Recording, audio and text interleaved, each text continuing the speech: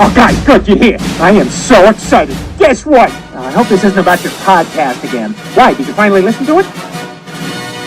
Da-da-da-da. Da-da-da-da. Da-da-da-da. The Groomer Next Door production.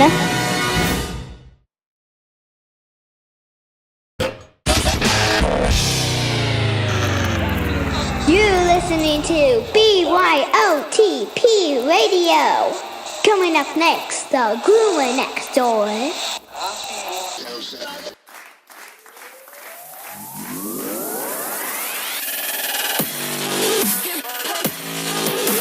The Groomer Next Door podcast.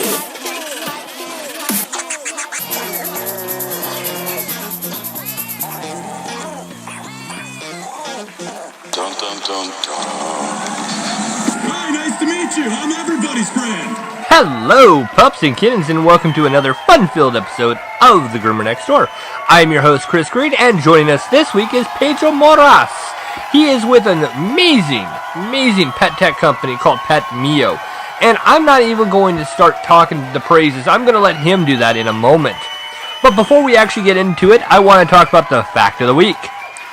The smallest dog on record was a matchbook-sized Yorkshire Terrier. It was 2.5 inches tall at the shoulder, 3.5 inches from nose tip to tail, and weighed only 4 ounces.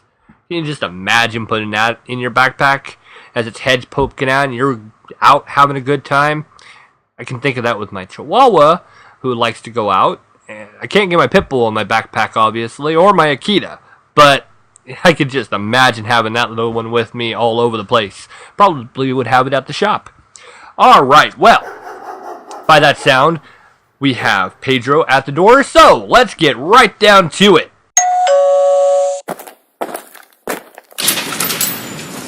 Oh, hello. Hold on a sec. Dad, we have a guest on the podcast. All right, this week on the podcast, we are actually joined with somebody from Florida. I am so happy to be able to talk to somebody who survived Hurricane Irma, and glad that you came out and you have a great story about it. You are the CEO and co-founder of PetMio. We are joined this week by Pedro Moras. Thank you for being on the podcast. My pleasure. Thank you for having me. Really excited to be here. I am really happy to talk to you. I love your product, and you know what was funny? Just kind of give a little backstory.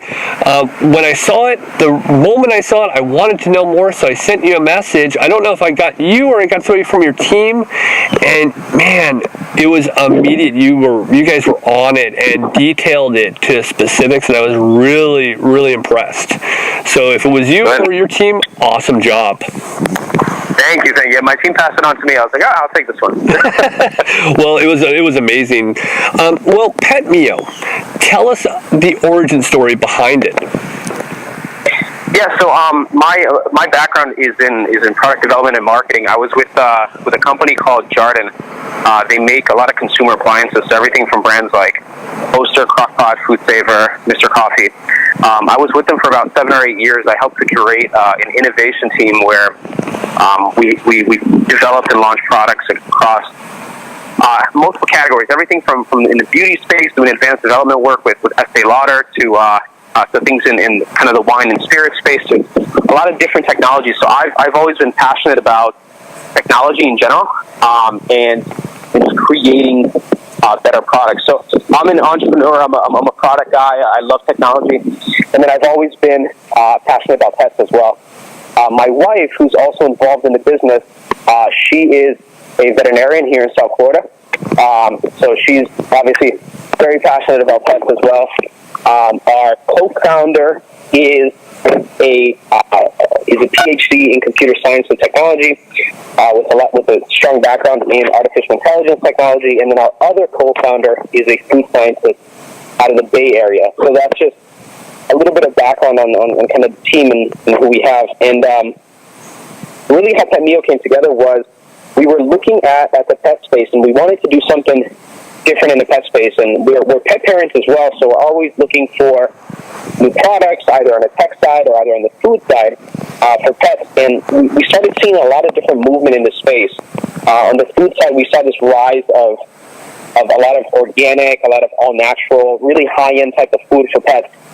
We saw that market growing, and we loved it. We loved a lot of what was going on. But one of the things that we kept hearing from other pet parents, my wife kept hearing, is, okay, the ingredients are better. They're better for you ingredients, but, you know, how do I know that this food is right for my pet, my specific pet, you know, my Fluffy, you know? Mm-hmm. And how do I know that this is right not just today, but a year from now or 6 months from now? So that's some of the stuff that we started hearing. And then the other piece on the food side, too, is, you know, we saw things that were launching into the marketplace that they were better for your pet, but it made the process of giving your pet food or giving your pet nutrition more difficult. So whenever it came to compliance, from a pet parent standpoint, it was very tough. When we started looking into the technology space, there was a lot of gadgets, there was a lot of things launching, and a couple of things, they were cool, they were interesting, but a lot of what we saw was gadgety type of things. They were things that were novel at best, and then at the end, it really didn't solve a problem for a consumer. I remember seeing an advertisement of an activity tracker company that was launching, and there was a scene in the commercial where the person they were looking at a graph of how many steps their dog took, and they were just so excited about it. And I was like, wow, that's cool, and I'm sure that'll happen a few times, but how often is that person going to have that emotion, and how actionable is that? Is just that graph. So I really thought that there were some missing gaps, and that's where we arrived at PetMio, and we've been building PetMio for we're all full time, but my background again is in kind of corporate innovation. We all kind of quit our jobs. Our CTO quit his university and gave up tenure at university all to follow PetMio, because, you know, we saw it as a big opportunity for us to really bridge the gap between knowing something about your pet's health and doing something about it. And we saw this marriage of technology and food as really a way for us to go about doing it at the initial phase, at the first step of PetMio. And it seems like all of a sudden nutrition has become the main topic that we all are starting to see, that it's not good enough. And it's just recent. And I'm pretty sure you've got different versions of it. You have it from this tech side, but your wife being involved in it, having that daily, my dog has this allergy, my dog has this chronic problem, that must have a lot of influence on being able to look at it and going, hey, you know what, we can actually establish this and help it and customize it for the pet parent. Yeah, and that was another big. We had several. We had so many aha moments. We could probably make a song. But one of the aha moments was, you know, kind of talking to her and saying, you know, show me the cases, show me the things that you're seeing at the hospital, and us being at home and really talking about it, and then bringing Steve into the conversation, bringing Kaz into the conversation, and realizing how many cases she sees where if the pet simply had the right nutrition, right, and not just some high quality thing, not just organic ingredients or whatnot, but just it had the right balance for that pet and what the goal of that pet was. That many of the conditions, from diabetes to a bunch of issues that pets tend to get, they would have never occurred. Mm-hmm. And the person, you know, wouldn't have, the pet parent wouldn't go through all the stress and all the turmoil, and, you know, even, I mean, thousands of dollars that people spend nowadays in the vets, you know, because they're doing everything they can to try to save their pet. But in a lot of cases, they could simply be prevented if from the beginning the pet had the right diet for them. Mm-hmm. And when we saw that, our kind of aha was, you know, nutrition shouldn't start at the bag. You know, we shouldn't copy-paste a pet to a specific bag. It should start with a pet. I mean, if you think about it from humans, you don't just go to a doctor, you know, and he looks at you up and down and says, okay, you're male, you're 30 years old, you're Latino, you know, go to Whole Foods and get whatever says this, mm-hmm. and that's it. You know what I mean? It's so we said no. Nutrition should start with the pet, and we have to figure out how to give a voice to the pet, and that's where technology came in, as really having the ability to give your pet a voice and find out what's really happening without it being difficult on the pet parent, and then the personalized food being the tangible piece to the back end of the system. It's funny. We were talking before we even started. There's another product out there that only gives a real crud about the actual kibble, the big pet food kibble, and it's like, why even have this? It's pointless. We're all caring about nutrition, and I felt like that wasn't the case in that one. You're actually giving right there forefront saying, hey, look, I got something that it's going to care about nutrition, and it's going to have the software, it's going to have the intelligence. And I'm thinking to myself, wait a second here, that's everything in a nutshell, especially for vast majority of people who are on the go, needing to make sure that their pets are taken care of. And here you are saying, hey, I got an answer for this. That's cool. Right.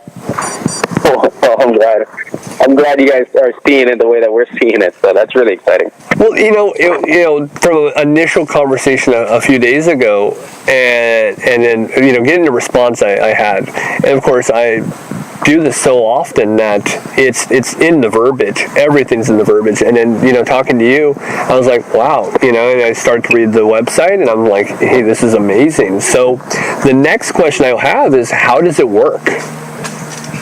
Yeah, so there's so the system. There's a couple of pieces to it, and I'll get technical, and then I'll try to simplify things a little bit.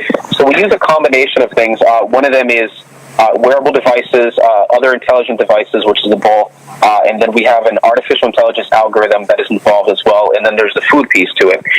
So the way it works is one of the products that it's an ecosystem approach really to nutrition. So the first product that we have is a smart activity tracker. And what it does is it basically just helps us to understand what is going on with your pet on a day-to-day basis. So a lot of people have trouble understanding, how much activity my pet is actually getting. Even veterinarians, that's usually a question that they ask pet parents, and everybody has kind of a spitball idea, but they really don't know exactly. And it's really important because it gets us to, if you think about nutrition, if you take nutrition to its most basic root, it's really understanding what's the input and outputs of caloric content, along with all the other complexities. So with the activity tracker, we're able to understand how much a pet is exerting in terms of calories and energy, and specifically when that's happening. So that's where the activity tracker comes into it. And that activity tracker it has Bluetooth technology, it has an accelerometer inside of it, and that connects directly to another product that we developed that's called the Smart Bowl. And that bowl has a high-precision scale on it. It's stainless steel. It has Bluetooth and Wi-Fi capabilities inside of it. And so with this bowl, we're now able to understand how much a pet is eating, because it has a scale, right? So you think about your pet kind of walking around. We know now how much he's eating, what his intake is of calories, when they're eating, and what's the correlation between when he's eating things and how he's exerting things, right? So those two devices talk to each other, and then the bowl also serves as a hub. So all of the data that we gather from the device and also from the bowl is sent to our cloud-based servers via Wi-Fi. So, we saw a lot of activity trackers where for every time you need to synchronize, you have to go up to your pet and you have to click sync, and sometimes your pet, sometimes your pet helps out or not. I try to use someone else's activity devices on my cat, and my cat loves me 50% of the time, and then she wants to murder me the other 50%. And when I put this tracker on her and I want it to sync, I'm like chasing the cat around the house, trying to synchronize and be close enough to her, and it went from 100% of the time she wanted to murder me. But so that wasn't a good consumer experience. So these two devices basically take all of this data from your pet and they send it to an algorithm, and it's a veterinary algorithm that we've developed. It's using known veterinary science along with nutritional scientists. We've had inputs from veterinarians, from food scientists, from nutritionists on the food space, and from data scientists. And it takes all of that veterinary data coupled with the dynamic data that we're getting from the home. And what it outputs is what your pet should be having from a nutritional balance standpoint. X% of protein, X% of calories, fats, all of that stuff. We then make the food to that specification and we send it to your home. Now, as your pet evolves over time, And as his needs evolve, say you have a pet that is obese and overweight, the type of food that he requires from a caloric standpoint is going to be different now than in 6 months from now if he's lost 10 pounds or if he's lost 5 pounds. So as the needs of your pet evolve or as conditions arise or start to diminish, the formulation of the food automatically changes as well without you having to do anything about it. It's just the system is meant so that you put a tracker on, you synchronize it to your app, you synchronize the bowl, and then you leave it alone. And every single month, the food arrives, and it's a 30-day supply. We've put it into data packs. So you know exactly how much to feed a pet. You don't have to mess around with scoops. We wanted to make it easy for pet parents, and we thought it was a good way, too, to help combat obesity, which is a huge problem here in the U.S. And when you open up the box, one of the things that's really interesting about us is you see an actual nutritional statement of what is in the food. It's not a guaranteed analysis like many other food companies have, but it's a real nutritional statement. Which is very important. Now, I'm going to get into the food, but before I get into your food, actually, let's go into yours first. Let's explain the personalized food, because I did see a kind of a photo on there of it. Now, I'm going to go to two parts of the question. Definitely explain the food, but obviously we have a version for cat and dog, correct? Yeah. Okay. So because cats are predominantly all 100%, it's like, I think the percentage is like 98% carnivore, and then you have to add that addition for the vegetables and minerals. So let's go into your personalized pet food, and then I'm going to ask another question that's going to detail to the food afterwards. Yeah, sure, no problem. All right, so your personalized food, who did it come through, and explain that process first. How are we developing the food, or? How are you developing? Who are you? Are you going through another company? Is it your company? How does that work? Yeah, so it's a bit of a partnership. So we have a couple of different companies that we're finalizing relationships with. We took it was a very thorough, long approach on finding the right supplier that can help us with developing a food that we thought was really high quality. It was really important for us to make sure that the ingredients, the way that they were sourced, was responsibly sourced. It was important to make sure that we weren't using fillers and a lot of what you see with the big companies as ways for them to make money. So it's a bit of a joint venture between us and another kind of white label manufacturer that's helping to create food, but they're really doing it to our standards.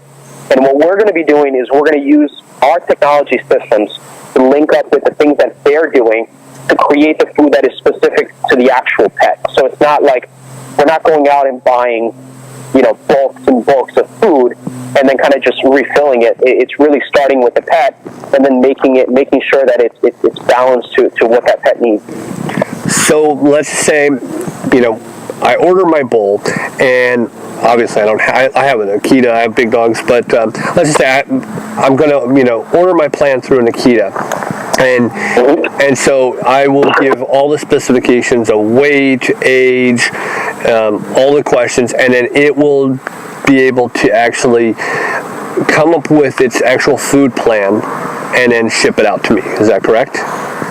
Yeah, and it evolves a little bit over time. So in your initial shipment, what's going to happen is you download the mobile app, you fill out a basic profile on your pet on what's happening with your pet. And then within the system, so all the information runs on the algorithm. We already have thousands upon thousands of different data points on what, for example, an Akita that is this age, that has these conditions, or has this necessity. Sorry if it's getting loud, but there's literally like a military helicopter just coming right over me. Post-hurricane stuff. So then what the algorithm does, spits out the type of food that your pet should be having. Now, there's more data that comes into the algorithm from the activity of your pet, how he's reacting to the food, all of that starts to evolve. And one of the big things that we're going to be able to do is understand, okay, well, if your Akita, for example, is his health goal is, for example, to lose weight because he's too fat, he maybe has diabetes or has these types of conditions. We need to get him there, right? But with every pet, it's going to be a little bit unique, where you have some pets where, you can make a bit of a rapid change to the formulation, where there's some other pets where there's going to be a little bit of a transition period because you can't create such a radical change in the food where it creates a shock to their system. So we start to weave that into the actual formulation. So there's sometimes a gradual change over time in the food of one specific pet because we need to get them there. So, and that's where really the artificial intelligence comes into it, where we're able to understand all of these conditions and then apply that directly to the food as the specific pet needs it, as opposed to taking a very generic approach or very, I would say, very generic approach to overall pet nutrition. Which, you're hitting on the topic of making sure that you're right on the appropriate standpoint of what their nutrition is, because a lot of look at all the pet parents that are switching from kibble to actually a biologically appropriate diet for their dogs, whether it's raw or they're actually actually cooking it a little bit, or they're getting it through a different source. You're right there making sure that your product is going to fit that need, which that's a huge goal and a huge thing to be doing. Right. Now, the second part to that question is, a lot of people have whether it's a raw or an actual product that's cooked that they like to go through. Is that something that actually can work with PetMio? Like, let's say, for example, people go to Dr. Harvey's and they want to be able to still use that, but they want to use your bowl as well. Is that something that can work? It can, but it certainly can, but you're kind of using half of the solution, right? So you're using, I would say, the piece of the system that would essentially be putting together, what other products have, right? So you can still use the bowl, so you can measure the food of your pet, understand their eating behavior, along with the activity tracking and those elements. Where the consumer really wouldn't get the benefit is, again, of this intelligent nutrition system. That, because at the end of the day, we know what's in our food, and the beauty, really the beautiful piece to it. One of our advisors, he's been doing pet nutrition for 20 plus years. Is we're really going to be the first company, either both in technology or in pet food, to really have a full 360-degree view of a pet, and then to be able to make change in seeing how that change affects our pets, and then being able to make rapid changes to continue to improve their health. So having that full feedback loop to us, that's where it's really valuable to consumers, where you have an intelligent system that's taking everything in that your pet is doing and then saying, okay, we have to change this in the food. We have to, rebalance things in this manner, and then output that. So, if somebody does have continuous food, they certainly could use the hardware part of our system. They just simply wouldn't see the full benefit of the back end of the system and the intelligence of the system, at least not in this earlier stage of PetMio. Right. And it's one of those things, I throw that out there because it's one of those, well, in time it may actually just find its way into the app, or might find its way into the software, which, this is a very early stage. You're coming out, and you're coming out very strong. So I like to throw this stuff out there now because, again, a year down the road, you might be going, we're going to branch out to the other ones. We're going to go to the Darwins. We're going to go to Dr. Harvey's. And we're going to say, hey, want to work together? And it'll all stem back to, hey, I remember I thought of something about it maybe a year ago. You'll forget long about me. That's okay. But it's something to always consider. Now, with PetMio, an app is the most difficult thing to put together. Everybody who's done it will say the same thing. The language is a problem. There's a technicality here. There's a thing here. Let us know the process that you went through on developing the app, and then go into the details of what the app actually features. Yeah, no, it was everything that we went about. It was very very long because we needed to see there's work that happens on the front end of the application where the consumer experiences that on a day-to-day basis. So there's a complexity of that, and then there's a complexity of the communication from the actual app to our algorithms, right? So developing of this intelligent algorithm, that's an entirely different mission, which we've taken really far, but we still have a long ways to go because it's a beast. It's a machine that thinks for itself. It's been quite a bit of a journey. What we wanted to do is give enough functionality to the application where it made sense to the consumer, things were actionable, but then allow them to have a certain level of control. So within the application, the person can synchronize their devices. They can get real-time updates on what's happening with their pets from an activity standpoint, so they can connect directly to the tracker and see what's going on. Same thing with the bowl as well. And then they can also control their subscription of food, seeing where their food is at, what's the status of it, and even look up the nutritional statement for their pet's food, and then be able to see how things change over time in terms of the balances of the food. That's the bulk of the functionality within the app. Which is awesome. I mean, you make it seem so simple, and yet I know for a fact that all of that took so much time. Just the language of it must have just been a pain in the butt. Now you're on Kickstarter. So I remember we talked about this before we actually start recording. So let's go into the Kickstarter. How did that come about launching through Kickstarter? And we'll go from there, because I find that the Kickstarter is always an interesting platform to go on. Yeah, so we've been working on PetMio for quite some time, and we're not going to be launching the full system to consumers until April of next year. So as we were developing the products and as we were starting to get some consumer feedback, one of the things that I wanted to do in the company is begin to build awareness for the company, begin to build awareness for what we were doing, who we were, who the team was, because it takes time, and especially if you're building a brand where a component of that is food. So there's a bit of a consumer trust that you need to gain from that. We chose the Kickstarter platform not really as a way to fund the company. There's a lot of stuff that happens. A lot of people go in there kind of with their dreams, and they're trying to fund the company through that as an alternate means. But we didn't take that approach. Kickstarter for us was a really good platform for us to start to have early conversations with early adopters, get those people into our system, get them to pre-buy into our system, so that we're really saying people really like what we're doing, they get it, and then we want to involve them in the earlier stages of the later stages of our product development process.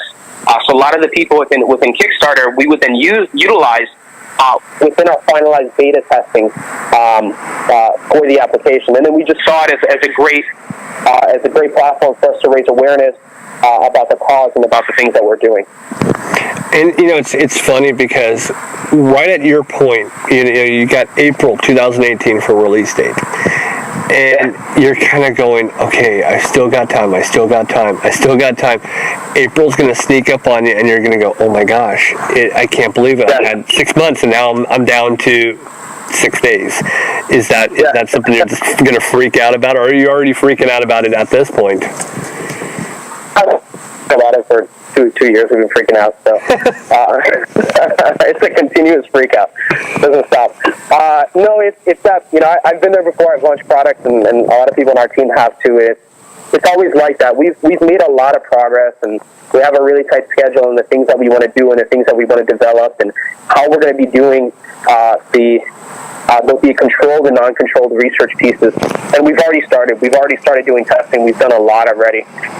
We're just looking towards the back end. But yeah, it's going to come fast. But we're at that the last couple of months where there's going to be some really important refinements that we're going to be making to the technology and to the experience. And that's why we're like, okay, this is the optimal time for us to get people on board. And then really get them to try things out, and so that by the time April comes around, we've refined it to the degree that we're comfortable launching the product.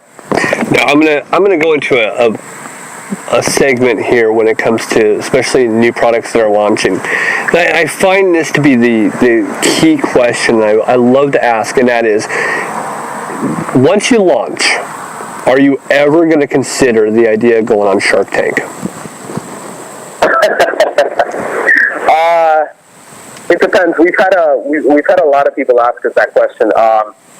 I guess, Shark Tank is appropriate for certain companies and it's appropriate for maybe not others. We already have investors on our side that are on board, so we're funded on our side. We funded ourselves as well for quite some time, and we just we didn't think Shark Tank was the right approach. We had the opportunity. We had some connections over there. For us, it just didn't feel right. Now, the next thing is that have you actually been able to pre-sell any of your units that will release in April 2018? Yeah, we're about a week into the pre-sales. We're about 60 people that have pre-bought into. What we did was we gave the technology at essentially like a 50% discount. So we're not really making any money on technology at all. Mm-hmm. And we're giving away 1 month of free food. And we have a little under 60 people a little over 60 people that have already pre-bought into the system, and we've gotten tons of questions of people going in and sending to us, especially people that have pets that have allergies and specific conditions that are already purchasing specialized foods and those types of foods, and they're just not happy with it because it's just not meeting their needs. And see, I can see that. And if you guys, anybody who's listening to the podcast this week, you can't miss your product. It's I know you guys are massively advertising it, which is awesome. I mean, I can't go on my feed and I see your product there and it's awesome. I'm like, you've been right on it. And a lot of companies, especially before launch, and you're definitely, you have time, you guys have been able to put that advertisement out there in a way that I haven't seen done when it comes to a pet product like this. So it's kind of cool, and you're updating it. You do have your blog that's on your actual website, but you guys are updating your product and you're right there, and that's so key. And again, you do answer the questions, which is amazing. Now, one of the things that I have is when it releases, for people who actually miss out, and it's going to, you guys have time on Kickstarter to actually jump in and get in on ground floor. But what is going to be the price of the actual PetMio after Kickstarter ends, and if people are going to go and buy it full price? Yeah, so we're gonna for people. It depends on how we're gonna take it as essentially a food subscription business. So for somebody who signs up on a month-to-month basis, they're gonna pay the device. The tracker comes in at about $79, and the bowl comes in at a little over $100 because they're very pricey. They're very detailed pieces of technology that we're developing.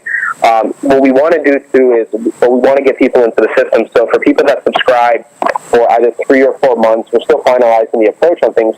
We'll essentially give the technology away at cost, and if people subscribe it long enough, we'll give the technology away for free. Wow. So it's a little bit of a different approach. Our thing was we're a company, so we still have to think about how we're going to develop the project, how we're going to fund the company, and all those other elements to it. But for us, it was really important to, give access to as many people as possible. And, there's some people that off the gate, they might not be able to afford things. But, we're willing to work with people to try to get them into the system. The pricing is going to range on a month-to-month basis. So we've gotten a lot of people that came to us, kind of asking, well, how much is a bag of food? And we're like, well, we're not really by the bag. It's really just by the month. So it's going to vary depending on, if you have a small cat or a small dog, it can be as low as $20 a month or $18, $20 a month, all the way up to, $250 a month if you have a really, really large dog that, weighs 120, 140 pounds. Right. And see, when you do the math, and this is definitely the big thing that I always have this discussion. When you do the math, people go, oh my God, that much? Okay, how much are you spending for your kibble? the kibble that's actually, causing all of these problems. How much are you spending? And then they start to do the math, and it can be right in that same price range. And it's like, okay, and your preventative is going to reduce any kind of need to take them to the vet. You're not going to have all these issues. It's the same thing. Are you eating at McDonald's every day? Well, of course I'm not. Why are you feeding your dog this? Or your cat? Oh, it is funny when you get the aha kind of moment. And I'm sure you get that a lot. So yeah. Go ahead. What else is it that we're not covering that I should be covering in this? Because there's so much tech talk, and there's so much information that obviously I can get lost in it, and I want to make sure I really get into the heart and soul of this. Is there something I'm missing that we need to talk about? Yeah, so I'll throw a couple of things. I think before you were mentioning too, for people that they already have a specific food that they like, or they like a raw food diet, or something else they're very passionate about. When we were launching PetMio, one of the big things that I saw in the market is we saw this just slew of different products that we're launching that everyone had this approach, or not, and I wouldn't say everyone, but a lot of people had this approach of saying, we're changing the lives of pets. And a lot of times we saw that it's like the go-to marketing word, right? Yep. And I would look back and I would say, really, like you can, looking at their products and looking what they're trying to do, I'm like, you're not really doing anything. It almost felt like they were just trying to make money off of people and take advantage of the emotions that we as pet parents have for pets. So we didn't like that at all. And everybody's kind of at an all-out war. Like you're bad, and everybody wants themselves to be the good guys and everyone else to be the bad guy. When we were developing PetMio, a lot of what we were thinking about in the earlier stages is what components of this company, because we're hardware, we're software, and we're a food company at the same time. What pieces of this are we going to do ourselves? What pieces of this are we going to partner? Does it make sense to talk to other brands? So as the conversation from our side started to evolve, we really asked ourselves the question of, what's best for the pet, and what's best for the pet parent, and how do we take that approach, and how do we really help improve the lives of the pet? We started out really thinking about taking a closed system approach, because for us it was very important to protect the platform itself, right? Because you have hardware talking to itself, because you have artificial intelligence, because you have a mobile app, because you have personalized food. If we try to have so many different partners into the system, it would create a significant issue with things on how things work together, and also how what the experience for the consumer was. So we said, okay, well, we're going to take a smaller approach in the beginning. We're gonna take this system ourselves, and that's how we're going to be in the beginning. But in the back of our minds, there's a lot of great companies out there doing amazing things on the tech side, on the pet side, and also on the food side as well. Like some of the stuff like that we've seen, like Primal and their raw diets and their type of thing. We've seen some awesome things, and we don't want to take the approach of, hey, we're your competition against everyone else. We want to be very upfront that this is the approach that we're taking now. But as a company, as we evolve and as our platform becomes stronger, we're going to be looking to these other companies to see how we can better work together to provide more options to pet parents, and then really be able to reach out to more pets. Totally understand, and see, that's where it came to that whole thing. If you work, again, down the road, it could be a year from now, but it's like you said, you got your Primal, you got your Dr. Harvey's, you have your Rad Cat, you have really good companies out there that it's really just the software that's going to have to just tweak a little bit, and working together, I mean, it opens up so much, especially considering you're so biologically appropriate. That's one of the things that I looked at. I went, oh my gosh, again, back to, a previous episode where I talked to somebody who had this, it was just not there. And the software, even to this day, isn't there. They're not doing that. It's a tracker, and honestly, I mean, not to sound negative, but anybody can look in their pantry and see what's left in the dog food. It's to actually know everything and to have that option and to have a subscription plan. And then down the road, like I said, down the road, if you were able to pick and choose and work with other different companies, and you're a hub to that, that's amazing. You really are building this bridge that's going to just go to so many different places, and that right there is what caught my attention. It's like, here it is. That's it. That's the key. That's the big key right there. And when we had discussions before even recording, I was like, yeah, there it is. He's got it. And I can see, obviously you got to worry about the product coming out, the launch, all the software working appropriately. And that's difficult, and plus you guys just got done with Hurricane Irma. I mean, that's no power for a week and a half, and that a week and a half in software might as well say a year, because you can lose so much. So to continue the momentum as you guys are, that's huge. Now, I told you about the soapbox earlier. Being that you're so involved in food, I would imagine that you have a soapbox moment when it comes to people who say, hey, I've been feeding kibble to my dogs for 10 years. Is there really a way your product can help me? I'm pretty sure that's a question that comes to you quite a lot. But what is your soapbox moment? And if you even have one? Yeah, I mean, for us, it was really thinking about just the holistic approach to nutrition. People are always, or a lot of times consumers are always, they want to point to one single thing and say, okay, I'm just going to do this, right? Or it's just about, I'm just going to go out and put my pet on this raw diet, or I'm just going to run my dog more, or I'm just going to do this more, without really this kind of holistic approach to nutrition. And nutrition is something that's very involved.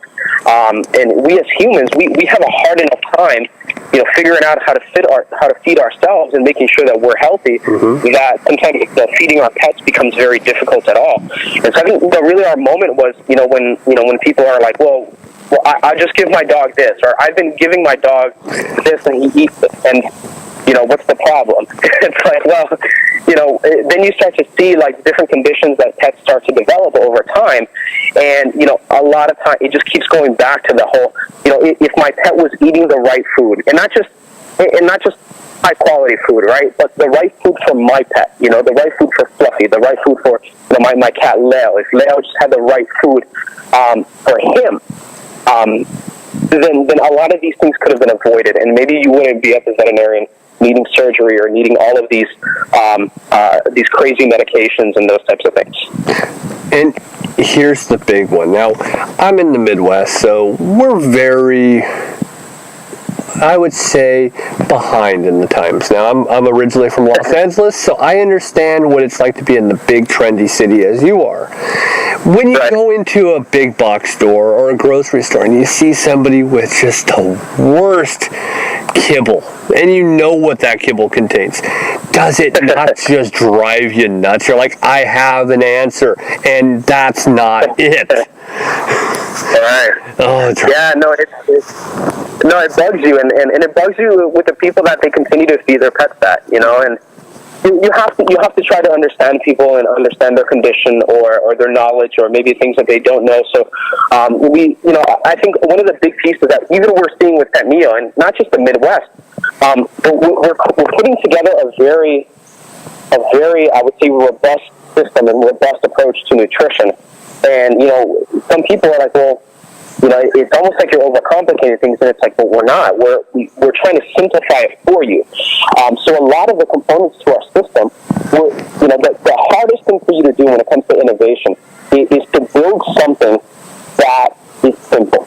Simplicity is the most difficult thing, but it is the most important thing when it comes to consumers and their ability to do things.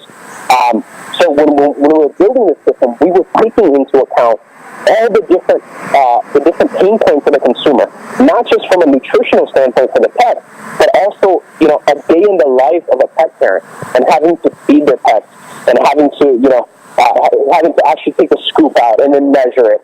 And then what happens if you overfeed your pets and what happens from them from a nutritional standpoint? What if you have a multiple household of people that are different people are feeding the pets? So we went through kind of this exercise and this thought process of all of the different points, and we started applying that into the food and how do we innovate the food? How do we do packaging in a different way? How do we do the technology in a different way? So we wanted to create a system that there's all of this complexity that's happening, but the consumer doesn't feel it. It almost feels like magic. It should be as simple as I put this tracker on, I synchronize it to my app, I choose my food subscription, and I'm done. And that's it. And I never have to, if I don't want to open the app, I never have to open the app again. Every single month, the food arrives, and I know that it's good food for my pet because it's based on my pet. And that's really creating that magic to consumers became something that was really important to us, and that's what we're continuously chasing every single day, is to create this magic, this system that feels like magic. But our engineers are looking at me like, this isn't magic, man. I'm the one making it. I get that. I get that a lot. Now, with the subscription plan, do you actually have an option of changing protein, or is that something that is just an automatic, like it's a change of protein all the time, or is it one standard protein? How does that work in the actual food plan? We're going to have multiple protein sources. It's important to have multiple protein sources, especially when you have pets that have different allergies to different things. So, as people are kind of filling in, within the application, people will be able to fill out some basic information, especially if their pets have allergies and those types of things. So the system, if there is, the system is going to recommend certain types of proteins for specific types of pets, just because maybe they react better or something else. But if for some reason if the pet parent knows that pet doesn't like chicken, for example, or doesn't like fish or something else, they will be able to modify that in the application. We're working really closely with our veterinarians and our food scientists to see at what level, like how much do we want to allow people to do and customize versus certain things where the system won't allow them to do that.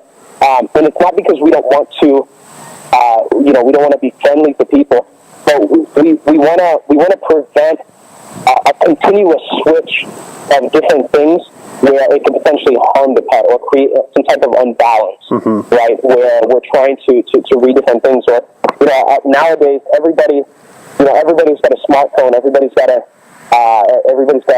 access to the internet, so when you start, if you just Google pet nutrition, a million blogs will pop up, and every single blog will tell you a different thing. And so what we don't want happening is people kind of going into the app and kind of going crazy, pushing this and pushing that.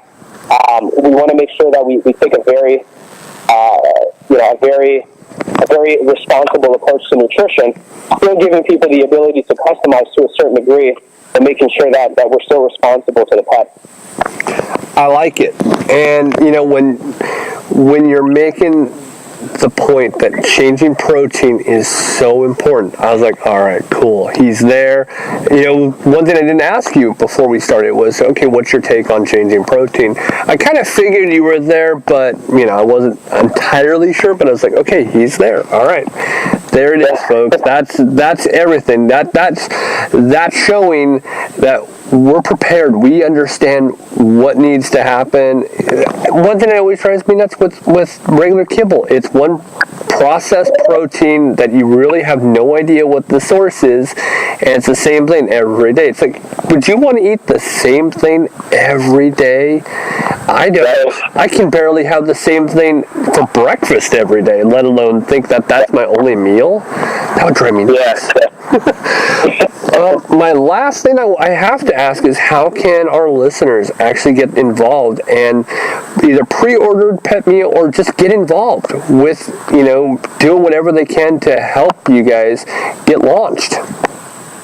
Yeah, I think the pre-order obviously is a really good way, because then it really helps us to get people on the system. It shows that people are dedicated to this and they really want to be part of this.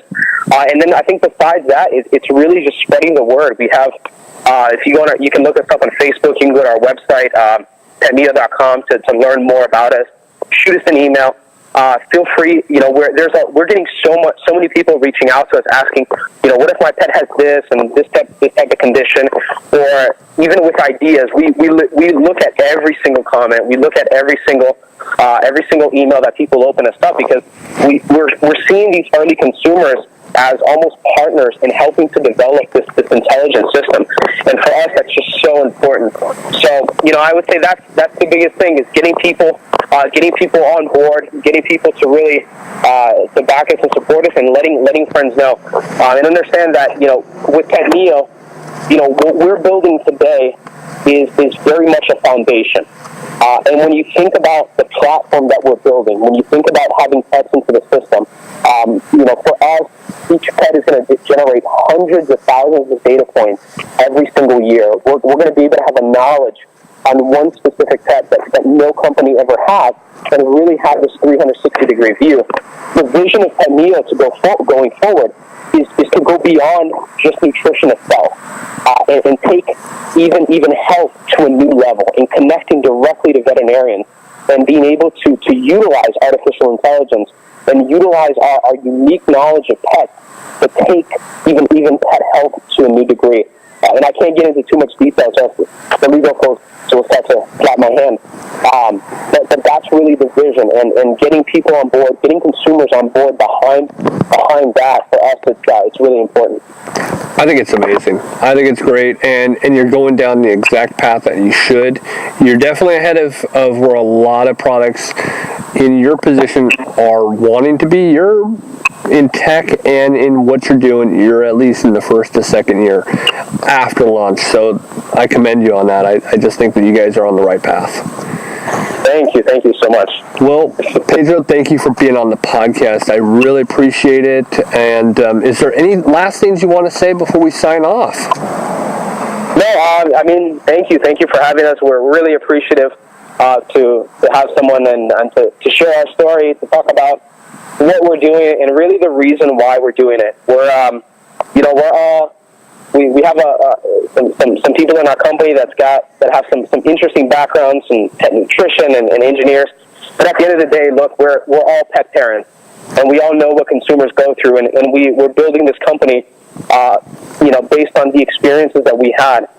So we're thankful to have the opportunity to do so, and we're thankful for people like you that are willing to hear our story and say, hey, we get it. That means a lot to us. I love talking to people before the product launches. I don't want to be a bandwagoner that's like, oh yeah, they're already well established and into the moon. Let's go talk to them. That's so wrong. Did you want to give a shout out to your wife, because I'm pretty sure she'll be like, well, why didn't you at least say hi to me? Yeah. If I don't, I'll sleep on the couch tonight. I was thinking No, absolutely. I do want to give a shout out to my wife. She's my Dr. Arlene Bellis. She's my inspiration, and it's when your wife is a veterinarian, and when you see that other side of things and what veterinarians often go through, and they take every single case home with them. Mm-hmm. It's really amazing. So I thank her. She's my inspiration. She's my love. So I thank her for that, and I really want to thank my team too, from Nelson to Taylor to Steve to Kazra, and just everyone else who's been so supportive and on board, and pretty much gave up everything else in their life, all of their security, all of their previous jobs and everything else, and just said, let's do this. Let's get on. Let's get on this journey. So I really want to thank them for all of their support. Because for us, PetMio it's a 7-day-a-week, 24-hour, in and out of hurricane. It doesn't matter. And that's the biggest important part. So I encourage everybody to jump on board and jump on board with them. I can't stress that enough. Well, I'm Chris Green. This is the end of the episode, unfortunately. We hope you all have a pet-tastic week. Bye-bye, everybody. Okay, gotta go in my bedtime. Wait, you forgot about me. And now a moment with Claire. Alright, this is a part of the podcast that is just the dedicated to Claire portion. Has nothing to do with our guest or our topic. It is simply a moment with her. We do it at the end of any one of her soccer games, any of her basketball games, or whatever. So, if you don't want to tune in, then this is the end of the podcast. But, for all of you who are interested in finding out more about Claire, well, here we go. It's September 23rd, 2017. Claire, you just finished your very first game in U9, U10. A whole different thing. Now, kind of give us an idea of what it was like out there. Tell us about both games. The both games was really challenging because we had 2 games in Saturday and one day, and it was very hard to do it. Yeah, it was really difficult. You've never played 2 games in one day before. Yeah, we were only sticking to one game a day. Right, you only played one game. Now, you really did come out a lot better than you've ever played before. I came out of my shell. Let's go with that. Yep, you scored a total of 5 goals. Unfortunately, 2 were disallowed. Yeah, I don't know why. One was you were offside. And I'm a little bit on the other one. Yeah, I kicked it. It was a penalty kick. Nope. That was a different thing. Nope. You actually had 2 disallowed goals. One was an offside, and I forgot. Oh, the other one was a throw-in. Oh yeah. You want to keep going with that story, or do you want me to tell it? Tell it. Okay. Throw-in. One of your teammates threw the ball in. You had control over it. The ref did not blow a whistle. You took a shot and scored, and then they said no goal, which was extremely annoying. Yeah, they should have blown the whistle as quick as they can. Yeah, they should have blown the whistle immediately. Now, you guys actually did really well today. Your first game, tie. It was a tie, 2-2 tie, and the second game was? We won. Yep, you won 3-2. Now, you had to play defense for the other half of the game. Yeah, because I was rocking it on defense. You were, but it took you away from our score. Yeah, one of the kids was very tall, and he was kicking it way too early. He was, passing it to me, and I was like, okay, dude, I'm not going to pass it to you. I'm going to pass it to one of my teammates, not you. It was kind of funny. I mean... Yeah, he was just passing to me. I was like, I'm going to kick it out. Yep. And you guys did really well. I mean, we have to make a lot of changes, but we've started formations in the game, which we've never done formations before. We've never had offsides before. You're on a much bigger field than you've ever been before. That is big. We're 5 yards. I don't know how big it is, but 10 yards. It's a big field. Yeah. Way big. It is way bigger, and the nets are bigger. It's like the size of the building. A building like that size. Something like that. Yeah. Yep, nets are bigger, everything's bigger, and it seems to be... And the nets are very old. They have holes in them. And the net always has a hole in it. Yes, I know. All nets do. But last season they didn't have a hole. All nets have holes in them. They all do, I promise. Now, you had a penalty kick, and you kicked it straight into the goalie. I was supposed to turn my foot left. Yeah, left or right, and you went right center, right into him. I can't go into the right because I can't twist my leg. Sure you can. Well, I can, but I have to move sides. Sure. Side. Sure. You go with that. All right, well, that concludes this week's A Moment with Claire. Next week, we will have it again. We will have it for the next 4 consecutive weeks. It's a total of 5 weeks that we will do it. We always do it at the end of all of her games, and it is why we call it... It's going to be 10 times. Well, 5. Oh, yeah, 4 5. more.